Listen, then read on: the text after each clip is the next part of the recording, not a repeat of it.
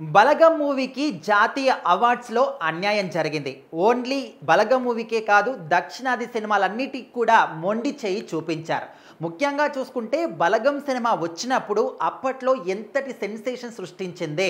తెలంగాణ సాంప్రదాయాల్ని, కల్చర్‌ని రిప్రజెంట్ చేసే విధంగా ప్రతి ఒక్క దాన్ని కూడా చాలా అద్భుతంగా సినిమాలో చూపించారో, అదే విధంగా ఈ సినిమాని ప్రతి ఒక్క ఊర్లో అంటే తెలంగాణ రాష్ట్ర వ్యాప్తంగా ఓన్లీ థియేటర్స్‌లోనే కాకుండా ఈ యొక్క ఎమోషన్ అనేది, ఈ యొక్క బాండింగ్ అనేది, రిలేషన్‌షిప్ అనేది పల్లెటూర్లలో ఏ విధంగా ఉంటుంది, ప్రతి ఒక్కరికి కూడా కన్వే అవ్వాలని చెప్పేసి ప్రతి ఒక్క గ్రామ పంచాయతీలో స్క్రీన్‌లు పెట్టించి మరి ఊరు మొత్తానికి కూడా సినిమా చూపించే స్థాయికి బలగం సినిమా ఎదిగింది. సో అంత గొప్ప సినిమా, అంత గొప్ప ఆదరణ లభించినటువంటి సినిమాకి కూడా నేషనల్ అవార్డులో చోటు దక్కలేదు. ఓన్లీ ఈ సినిమాలో ఒక పాట, ఊరు పల్లెటూరు అనే ఒక పాటకి ఒక పాట రాసినటువంటి రచయిత కాసర్ల శ్యామ్ గారికి మాత్రమే దక్కింది తప్ప ఈ సినిమా మొత్తాన్ని కూడా పక్కన పెట్టేశారు.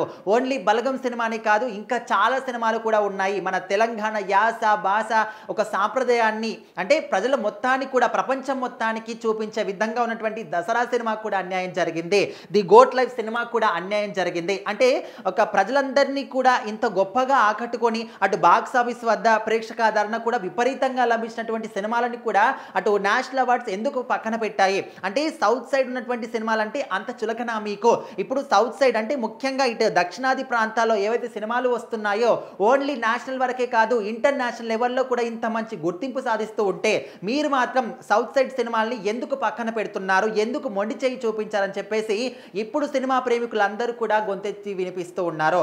ముఖ్యంగా భగవంత్ కేసరికి నేషనల్ అవార్డు వచ్చింది ఓకే, బట్ ఇటు మన తెలుగులో ఒక తెలంగాణ సాంప్రదాయాల్ని, కల్చర్ని ఇంత బాగా రిప్రజెంట్ చేసి ఓకే తెలంగాణ ఇదంతా కూడా పక్కన పెడితే ఒక సినిమా ఎంతో గొప్ప స్థాయికి వెళ్ళింది అంటే ప్రతి ఒక్క ఊర్లో కూడా గ్రామ పంచాయతీ వాళ్ళంటే గవర్నమెంట్ తరపున స్వయంగా స్క్రీన్లు ఊర్లలో ఏర్పాటు చేసి ప్రతి ఒక్క ఊర్లో కూడా సినిమాని చూపించారంటే అంటే ఆ సినిమాలో ఎంత మంచి మెసేజ్ ఉంది, ఎంత గొప్ప ఆదరణ రాకపోతే ఒక సినిమాని ప్రతి ఒక్క ఊర్లలో కూడా ఊరు మొత్తానికి చూపిస్తారు. ఒకప్పుడు పాత రోజులలో ఈ విధంగా ఒక వేషాలు వేసి నాటకాలు వేసేది, డ్రామాలు వేసేది, ఆ విధంగా టీవీలు లేని రోజుల్లో అందరూ కూడా ఆ డ్రామాలని చూసి ఒక చాలా అద్భుతంగా ఎంటర్టైన్ అయ్యేవాళ్ళు. సో ఇప్పుడు ఇలాంటి రోజుల్లో కూడా ప్రజెంట్ జనరేషన్ ఏ విధంగా ఉంది, సోషల్ మీడియా అద్భుతంగా అంటే ఒక గూగుల్ అనేది ప్రపంచం మొత్తాన్ని కూడా మనం ఫోన్లో చూస్తున్న రోజుల్లో కూడా ఒక సినిమాని ఈ విధంగా ఊరి సెంటర్లో ఒక గ్రామ పంచాయతీ దగ్గర స్క్రీన్లలో చూపించారంటే మరి అంత గొప్ప సినిమాని కూడా మీరు పక్కన పెట్టేశారు. సో ఈ ఒక్క సినిమానే కాదు, ది గోట్ లైఫ్ కావచ్చు, చాలా సినిమాలు ఉన్నాయి.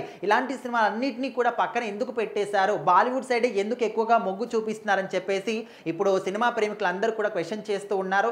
ఏదేమైనప్పటికీ 71వ జాతీయ చలనచిత్ర అవార్డ్స్ని అటు కమిటీ అనేది అధికారికంగా వెల్లడించారు. అందులో చాలా అన్ని కేటగిరీల్లో కూడా అన్ని అవార్డ్స్ వచ్చాయి. సో ఇక్కడ మన దగ్గర కూడా తెలుగుకు సంబంధించి 2-3 కేటగిరీస్లో కూడా వచ్చాయి. కాకపోతే అంటే మీరు ఎక్కడ ఏ కేటగిరీలోనే ఇచ్చుకోండి, బట్ ఒక సినిమా మీరు ఇచ్చేది ఏంటి, చలనచిత్ర పరిశ్రమ కాబట్టి ఎక్కువగా ప్రేక్షకాదరణ దేనికి ఉంది, వాటి సినిమాలని కూడా పక్కన పెట్టేశారని చెప్పేసి అందరూ కూడా క్వశ్చన్ చేస్తున్నారు. సో మరి మీ అభిప్రాయం కూడా ఇదేనా? బలగం సినిమాకి అన్యాయం జరిగిందని మీరు అనుకుంటున్నారా? డెఫినెట్లీ కామెంట్ చేయండి.